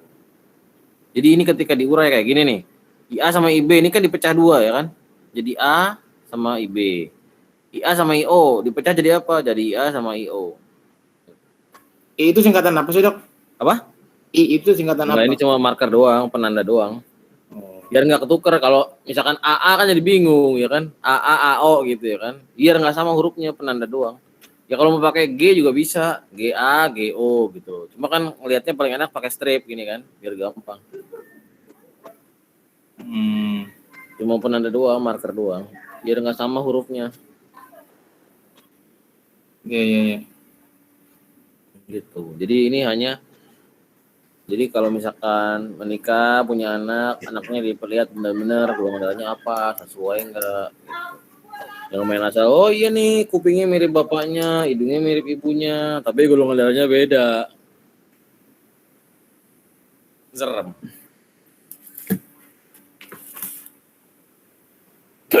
Alhamdulillah. Jadi jangan kupingnya mirip bapaknya, jarinya mirip ibunya, ya kan gitu. Tapi yang dilihat pertama adalah golongan darahnya nih. Bener enggak? Kalau ini bener ya udah, lega lah ya kan. Kan kemungkinan cuma dua ya. Satu, tertukar di rumah sakit. Dua, istrinya selingkuh. Udah gitu doang. Nggak mungkin suaminya selingkuh sama istri orang lain dong, ya kan? Kan yang di depan mata ya kan gitu.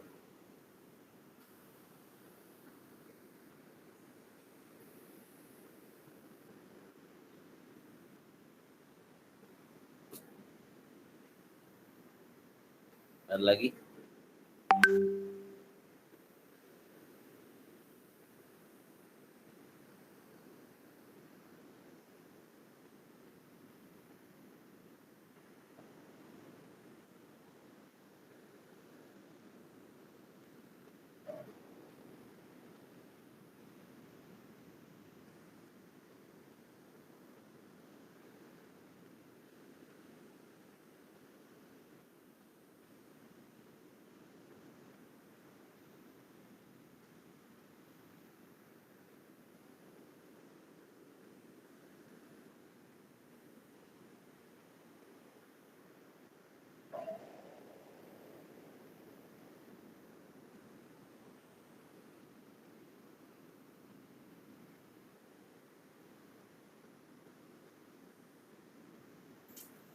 Izin, Dok.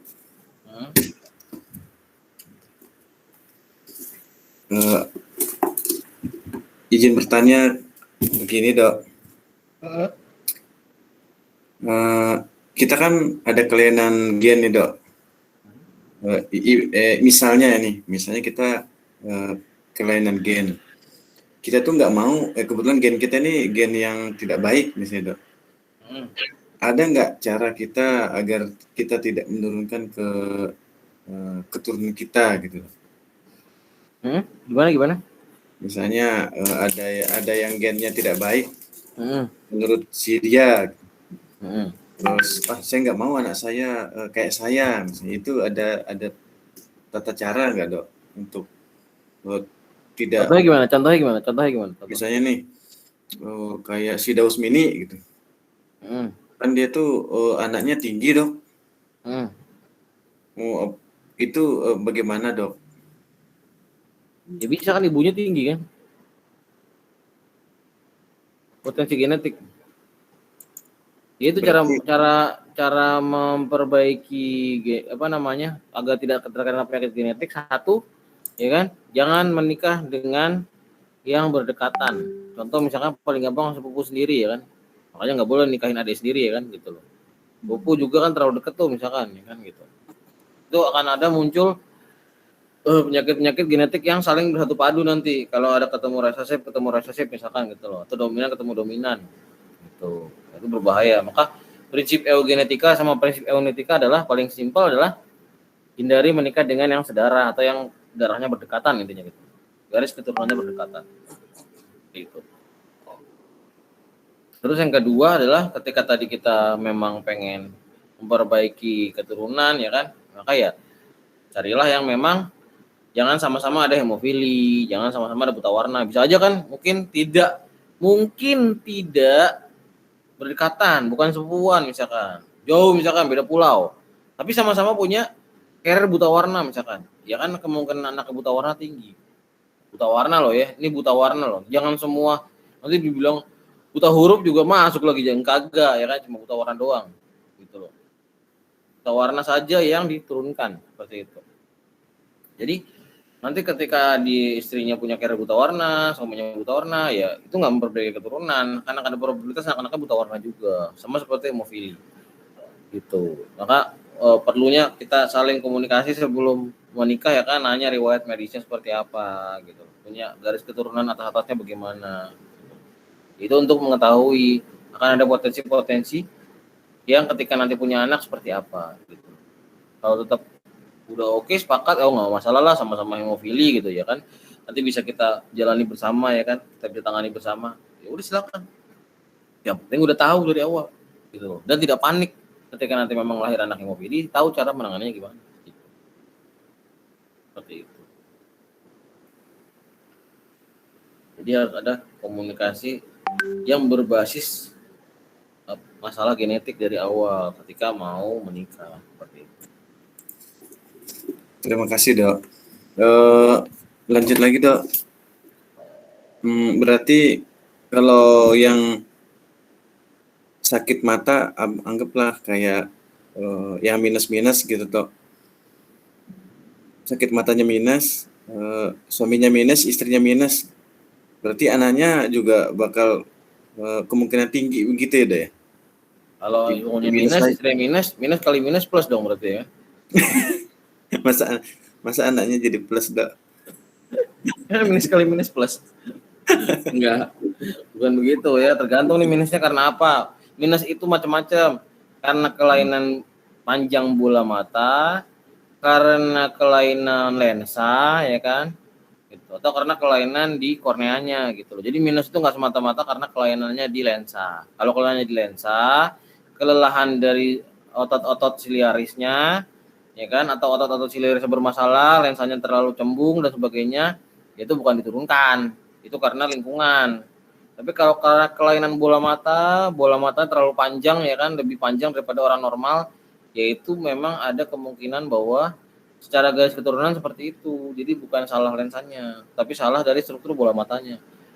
Karena mata minus itu ya kan gitu, yang kita sebut sebagai mata minus bukan semata-mata karena lensanya. Ya gitu. Makanya ada yang dari kecil tahu-tahu udah tinggi ya kan gitu, seperti itu. Itu karena struktur bola matanya terlalu panjang. Sehingga titik fokus dari cahaya yang jatuh ke lensa matanya, lensa biconvexnya ya kan gitu, itu jatuh di depan retina, bukan tepat di retinanya gitu loh. Kalau di depan retina berarti artinya dia apa? Dia seolah-olah seperti mata minus ya kan, seperti matanya itu, lensa matanya terlalu konvergen sehingga dia menjatuhkan seluruh sinarnya jatuhnya di depan retina gitu. Tuh, padahal karena bola matanya panjang, bukan karena lensanya yang terlalu cembung gitu loh. Kan selama ini kan kita ketahui bahwa gara-gara lensa matanya terlalu konvergen ya kan, terlalu cembung, sehingga sinar ketika datang menuju ke lensa matanya semua difokuskan itu jatuh di depan retina. Padahal bukan karena lensanya normal, tapi karena bola mata terlalu panjang, jadi dia jatuhnya di depan retina juga. Gitu. Itu disebabkan karena bawaan lahir atau memang gaya hidup setelah lahir Dok? Bukan, kalau itu masuk bola mata mah udah dari belum lahir seperti itu. Bukan karena lensa, kalau lensa karena mau gaya hidup ya kan gitu loh. Tapi kalau bola mata ya siapa yang bisa menentukan ya kan gitu loh. Aku mau bola matanya pendek kan nggak bisa ya kan gitu loh. Baik dok, terima kasih. Jadi jangan salahin, wah anaknya dipukulin ya kan. Gimana ini gara-gara nonton TV terlalu dekat. Ini gara-gara main gadget. Di rumah nggak ada TV. Di rumah nggak punya gadget ya kan. Cuma punya Nokia yang main snack doang ya kan. Berarti bukan karena itu gitu. Berarti memang karena struktur bola matanya. Jadi jangan semata-mata nyalain anak terus ya kan. Sering main gadget nih, sering nonton TV terlalu dekat. Sering baca buku ya kan. Sering baca buku disalahin. Nggak baca juga disalahin.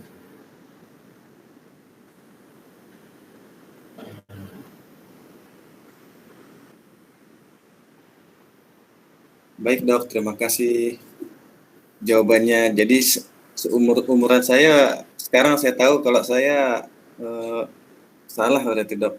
Soalnya saya Kenapa? digituin terus. Kamu pakai kacamata gara-gara sering nonton TV katanya gitu. Oh, salah. tentu. Biasa saya kasih tahu orang tua saya dok, itu salah. Enggak, belum tentu gitu, belum tentu. Bisa jadi karena struktur bola matanya memang panjang. Itu kan harus diperiksa ya kan. Nggak bisa kita main asal membuat justifikasi seperti itu. Karena macam-macam ya kan gitu penyebabnya. Baik, makasih dok. Sama kayak makan ini. Kamu supaya nggak minus makan wortel ya. Ya elah. Zaman dulu banget makan wortel. Mau makan wortel 1 truk kalau minus aja. Nggak ada hubungannya minus sama makan wortel.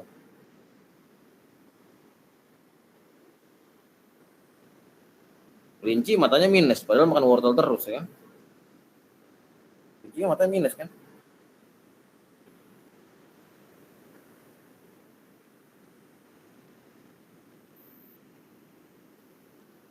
Dok, izin bertanya. Kalau penyakit diabetes atau ada juga asma, itu mewarisi nggak sih dok? Kalau yang saya tahu, dengar, kalau yang orang tua laki-laki yang kena, nurun ke anak perempuan gitu. Kalau ibunya yang kena, nurun ke anak laki-laki. Itu nggak ya dok? Enggak. Itu kalau terpaut kromosom seks. Kayak tadi buta warna hemofili. Iya, nyilang. Bapak ke anak cewek, ibu ke anak cowok. Tapi kalau tidak terpaut kromosom seks, autosomal normal, autosomal bukan normal ya. Autosomal biasa tanpa terpaut dari sex linkage tadi atau terpaut kromosom seks, dia tidak akan saling silang tadi bapak ke anak cewek, ibu ke anak cowok, enggak seperti itu. Kecuali tadi ya buta warna hemofili yang benar-benar terpaut. Tadi kan ada 2 jenis kan, yang autosomal ya kan sama yang sex linkage ya kan, yang terpaut kromosom seks yang nempel di kromosom X sama Y ya kan. Nah kalau yang nggak nempel di kromosom X sama Y kayak contohnya brachydactyl, albino segala macem ya itu mah nggak jelas, bebas, normal bebas, mau cowok ke cowok, cewek ke cewek, cowok ke cewek bebas gitu. Karena nggak ada hubungannya sama kromosom seks. Baik dok, makasih.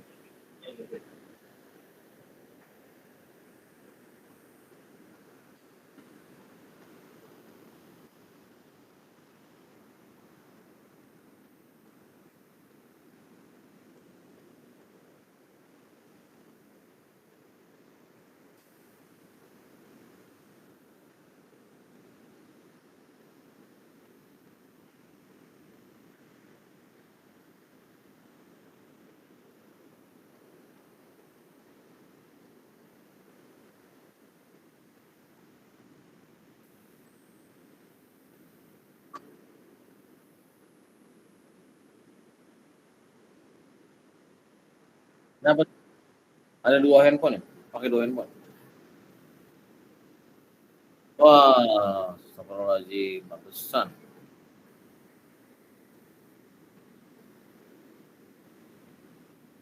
Lagi di Poltekkes ya? Lagi di perpus Poltekkes? Enggak dok, lagi di rumah sakit dok. Halo dok, Kiki dok. Iya. Baik. Ya udah, Mas. Masih eko.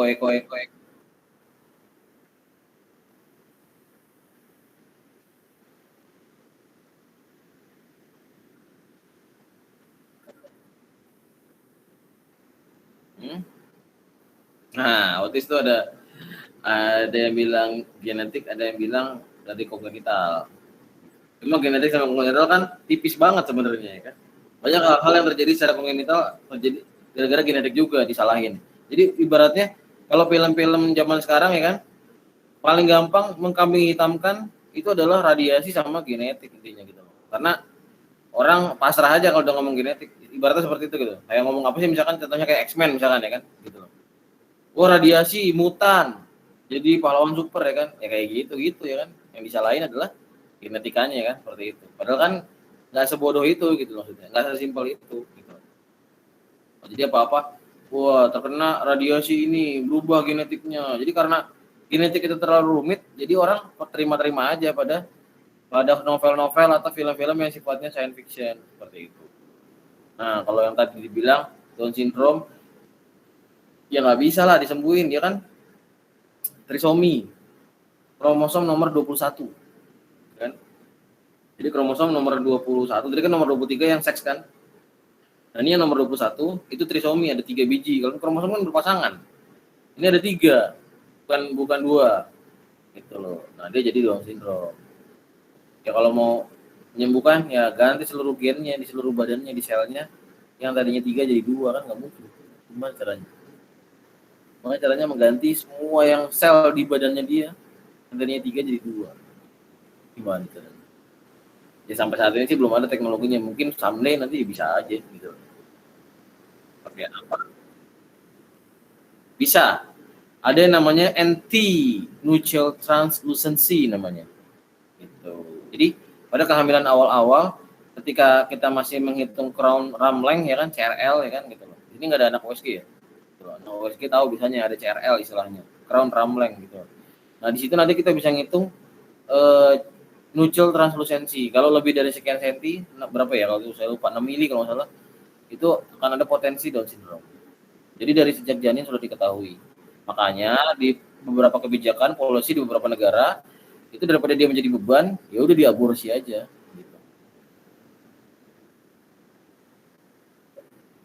Dari awal banget itu, dari awal sekali. Dari sejak zamannya embriogenesis, dari zaman embrio, berarti usia kehamilan berapa tuh embrio? Berapa minggu tuh biasanya tuh? 2 sampai 8 minggu kan? Ya kan embrio kan, fase embrio kan 2 sampai 8 minggu kan? Itu udah ketahuan kalau di beberapa negara kayak gitu, saya lupa negaranya dan saya nggak mau sebutin juga negaranya ya kan? Udah ketahuan Down syndrome gugurin ya kan, ngapain gue punya anak Down syndrome nanti ya kan, beban keluarga ya kan, suka gitu kan, aku beban.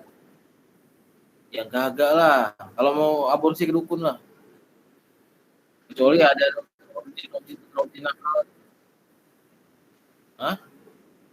Ya kalau ke dukun bisa aja kalau ke dukun. Ya kalau dokternya nakal bisa.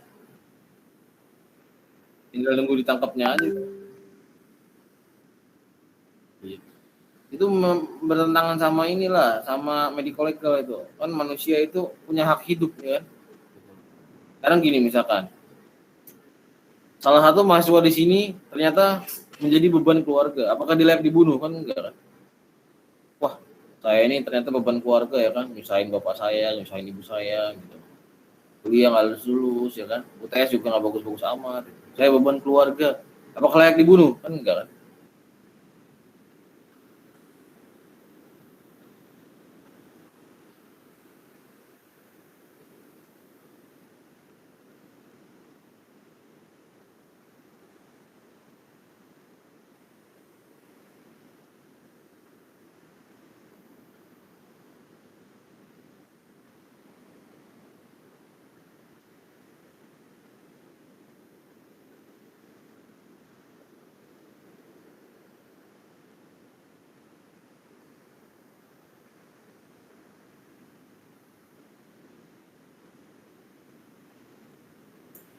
Baik dok, terima kasih banyak.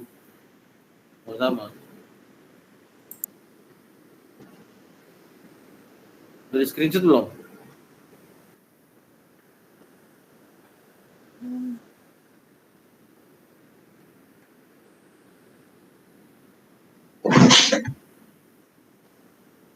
Wajah-wajah beban keluarga.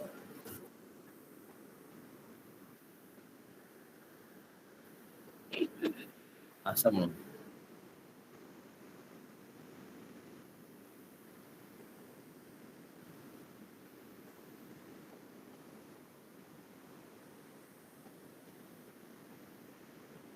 Udah, kalau ada lagi langsung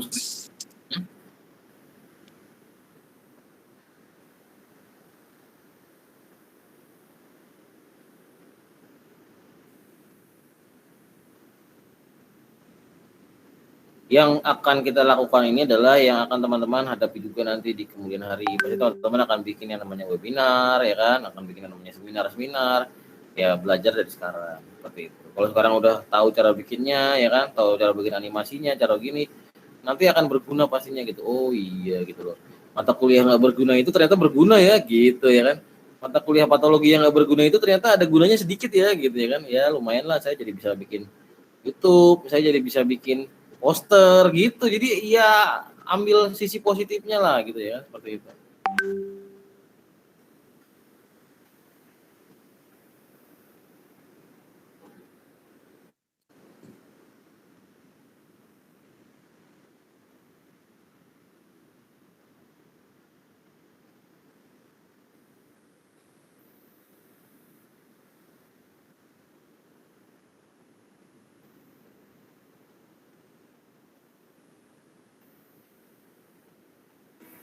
Kelamaan.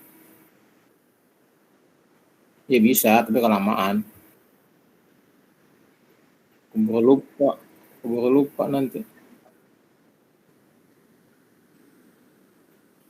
Nanti saya sebar posternya. Gusiatur, Pak Guntur, gue sebar semua. Sampai ke dosen Semarang juga gue sebarin. Sampai ke Semarang ya.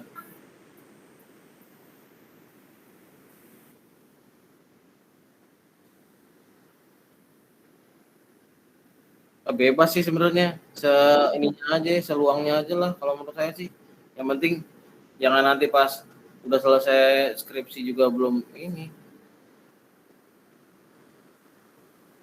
Mendekati wisuda. Ya, lebih cepat sih. Mendekati wisuda nanti kayak. Iya, ntar udah deket wisuda lagi. Kan belum dieditnya gitu kan. Ntar saya ngedit dulu ya kan gitu. Belum nanti ada kata-kata cerosis hepatis ya kan nanti gitu takutnya ya kan.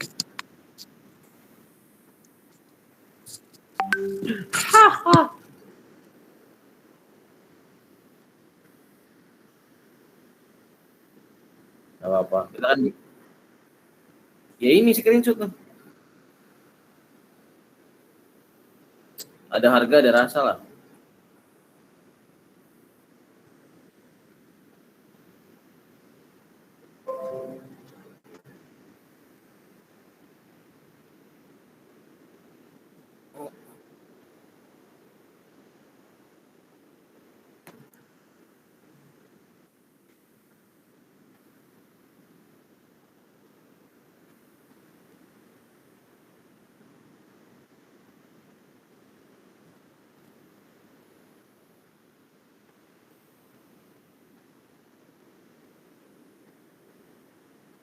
Oke, terima kasih. Mohon maaf mengganggu istirahat malamnya di hari Rabu yang ceria dan cerah ini. Semoga bermanfaat. Selamat beristirahat. Yang mau dinas lanjut dinas, yang mau istirahat lanjut istirahat. Yang jaga keamanan kampungnya silakan dilanjutkan. Terima kasih. Alhamdulillah. Wassalamualaikum warahmatullahi wabarakatuh. Waalaikumsalam warahmatullahi wabarakatuh. Terima kasih, Dok. Terima kasih, Dok. Terima kasih sama-sama. Terima kasih, Dok.